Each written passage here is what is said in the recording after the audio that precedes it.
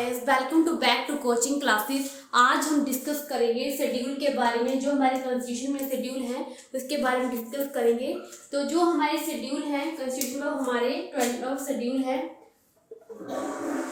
12 schedule रहते हैं हमारे कॉन्स्टिट्यूशन में। सबसे पहला शेड्यूल जो है हमारा वो बताता है list of states and UT.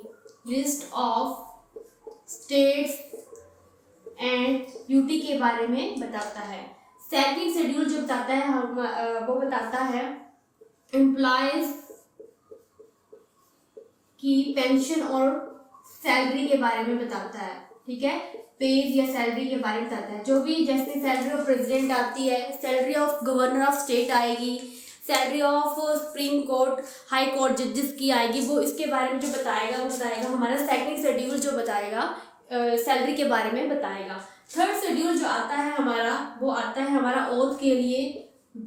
तो ओथ के लिए जो हमें बताता है, ओथ यानी कि शपथ के लिए बताता है हमें थर्ड शेड्यूल। तो इसमें जो इंक्लूड होंगे जैसे हमारी यूनियन ऑफ मिनिस्ट्री आएगी, या तो फिर जैसे हमारे एमपीज आएंगे, एमपीज जजेस आएंगे हाई कोर्ट सुप्रीम कोर्ट के, कैग ऑफ इंडिया आएगा, तो इलेक्शन ऑफ प्रेसिडेंट जो आएगा सब हमारे थर्ड शेड्यूल में आएगा। तो जो हमारे और से रिलेट करेगा वो हमारा थर्ड शेड्यूल रिलेट करेगा। फोर्थ शेड्यूल जो आता है हमारा वो आता है allocations of seat in Rajya Sabha of states and UT. जैसे कि स्टेट एंड यूटी में जो भी हमारी राज्यसभा की सीट रहेगी उसकी अलाउंस के बारे में जो बताएगा वो हमारा फोर्थ शेड्यूल बताएगा। नेक्स्ट करेंगे हम फिफ्थ शेड्यूल के बारे में। तो फिफ्थ शेड्यूल जो बताता है हमें वो ये बताता है provision related to the administration and control of schedule areas and schedule tribes के बारे में जो बताएगा फिफ्थ शेड्यूल बताएगा। तो फिफ्थ शेड्यूल में जो आएगा हमारे पास वो आएगा provision related to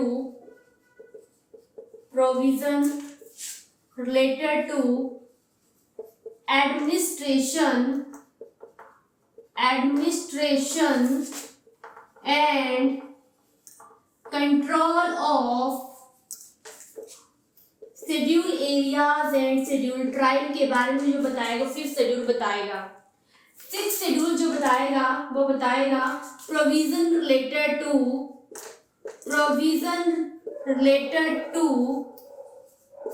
administration of tribal areas of state। इसको जैसे जो स्टेट रहेगी इसको याद करने का एक ट्रिक है, जैसे एटीएम हम यहाँ पर एक ही एम यूज करते हैं, लेकिन हम क्या करेंगे इसको याद करने के लिए एक एम और याद कर लेंगे। ठीक है, तो ए से रहेगा हमारा असम, टी से रहेगा त्रिपुरा, एम से रहेगा मिजोरम,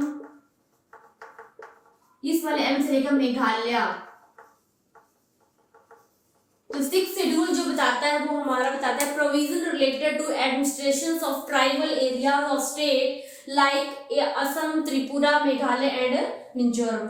अब हम नेक्स्ट जो करेंगे सेवन शेड्यूल वो बताता है स्टेट एंड यूनियन पावर को जो डिवाइडेशन किया है उसके बारे में बताता है। ठीक है, तो हमारा सेवन शेड्यूल जो बताएगा तो इसको थ्री मेन पार्ट्स में जो है डिवाइड किया गया है। सबसे पहला पार्ट जो आता है इसमें यूनियन लिस्ट आता है। सेकंड पार्ट जो रहता है इसका स्टेट लिस्ट रहता है। थर्ड पार्ट जो है कॉन्फ्लिक्ट लिस्ट रहता है। अब यूनियन लिस्ट जो है वो हमारी सेंटर में है, स्टेट लिस्ट स्टेट में रहेगी, और कॉन्फ्लिक्ट लिस्ट जो रहेगी हमारी बोथ में रहेगी, सेंटर एंड स्टेट दोनों में रहेगी। यूनियन लिस्ट में जो मेंबर रहते हैं 97 मेंबर रहते हैं। स्टेट लिस्ट में हमारे रहते हैं 66 मेंबर रहते हैं। कॉन्फ्लिक्ट लिस्ट में हमारे मेंबर रहते हैं 47 मेंबर्स रहते हैं।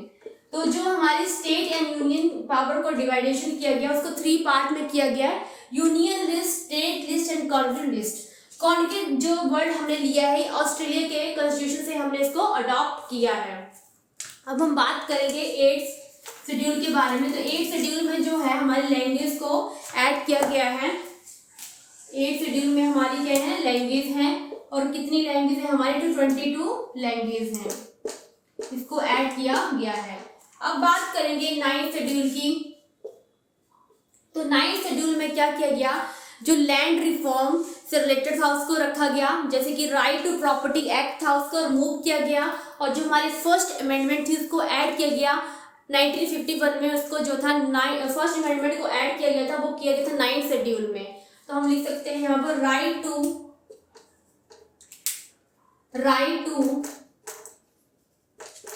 प्रॉपर्टी एक्ट को क्या किया गया, रिमूव किया गया,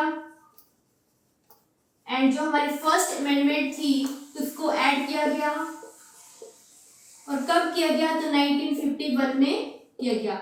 जो हमारा 9th शेड्यूल है वो हमारा लैंड रिफॉर्म से रिलेटेड है, या जमींदारी से रिलेटेड जो आएगा वो 9th शेड्यूल आएगा हमारा, ठीक है। इसको रिमूव किया गया था राइट टू प्रॉपर्टी को। आज ये जो राइट है वो एक लीगल राइट है, इसको 300A आर्टिकल में रखा गया है। अब हम बात करेंगे 10th शेड्यूल की।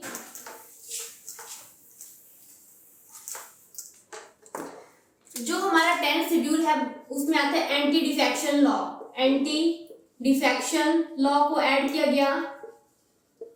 एंटी डिफेक्शन लॉ को इसको ऐड जो किया गया वो किया गया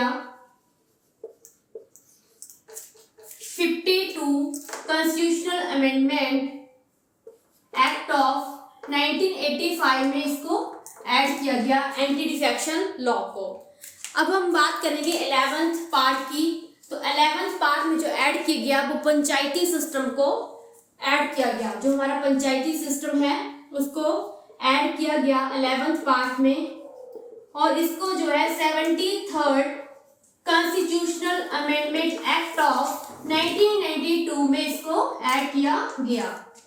12th पार्ट जो आता है हमारा वो आता है म्युनिसिपैलिटीज कॉर्पोरेशन के बारे में। म्युनिसिपैलिटीज कॉर्पोरेशन के बारे में जो आएगा वो आएगा 12th schedule, and last schedule है ये 74th constitutional amendment act of 1992 में जो था इसको ऐड किया गया। तो आज हमने शेड्यूल के बारे में डिस्कस किया कि हमारे जो है 12 शेड्यूल है। नेक्स्ट वीडियो में हम डिस्कस करेंगे फंडामेंटल राइट के बारे में। अगर आपको इस लेक्चर में कोई भी डॉट आता है तो प्लीज मुझे कमेंट करें, उस डॉट को मैं अगले लेक्चर में आपको क्लियर करूंगी। Please like, subscribe.